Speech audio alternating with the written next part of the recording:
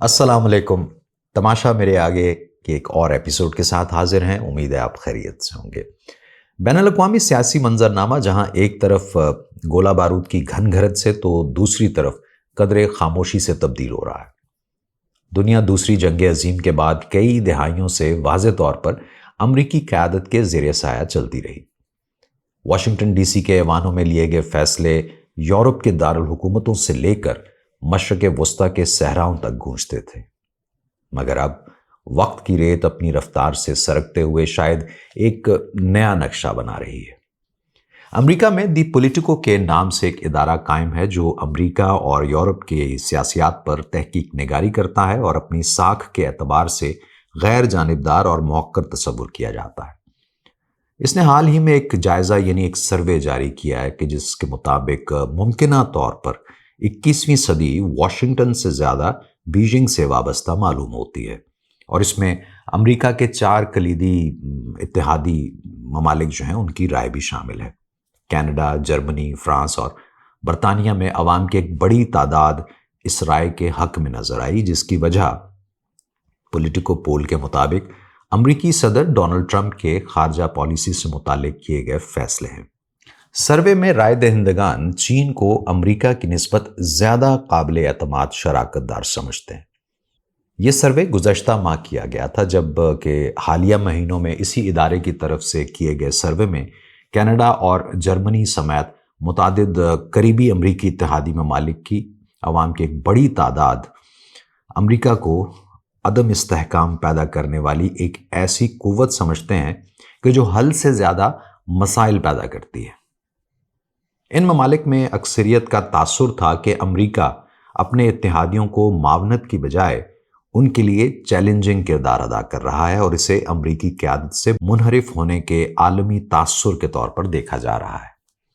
یہ تو ہو گئی پولیٹیکو پولز کی بات، جس میں مختلف ممالک کے مختلف شعبۂ زندگی سے تعلق رکھنے والے افراد ان سے ان کی رائے جانی گئی اور اس کا ایک جائزہ پیش کیا گیا۔ لیکن اب امریکی اتحادی ممالک کے رہنماؤں کی طرف سے بھی ایسے بیانات سامنے آنا شروع ہو گئے ہیں جو اس تاثر کو کسی قدر تقویت دکھائی دیتے ہیں۔ بڑی یورپی طاقتوں اور برطانیہ کی طرف سے ایران کے خلاف امریکی جنگ میں واشنگٹن کی حمایت نہ ہونے کے برابر ہے، اور آبنائے ہرمز کو کھلوانے کے لیے ان کی طرف سے نہ ہی سمجھی جا رہی ہے۔ نیٹو کے یورپی ممبران امریکی اسلحے پر انحصار کم کر رہے ہیں۔ امریکہ کی طرف سے اس اتحاد کو فراہم کیا جانے والا 68% کا حصہ کم ہو کر 58% ہو چکا ہے، جو اس بات کا اشارہ ہے کہ یہ ممالک اب اسلحے کے لیے دیگر سپلائرز کی طرف منتقل ہو رہے ہیں۔ ایسا ہی معاملہ ہمیں تجارتی شعبے میں بھی نظر آ رہا ہے۔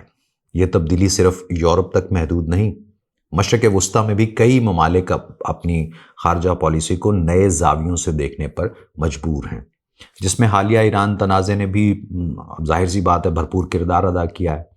ایسی خبریں سامنے آ چکی ہیں کہ متحدہ عرب امارات، کویت، سعودی عرب اور قطر بڑے عسکری اور تجارتی معاہدوں کے لیے دیگر عالمی طاقتوں کی طرف دیکھ رہے ہیں۔ اب آتے ہیں چین کی طرف، جس نے گزشتہ 3 دہائیوں میں حیران کن معاشی ترقی کی اور دنیا کی دوسری بڑی معیشت بن کر ابھرا ہے۔ جہاں عالمی تجارت میں اس کا کردار مسلسل بڑھ رہا ہے، وہیں سفارتی میدان میں بھی چین ایک قائدانہ کردار ادا کرتا ہوا نظر آ رہا ہے۔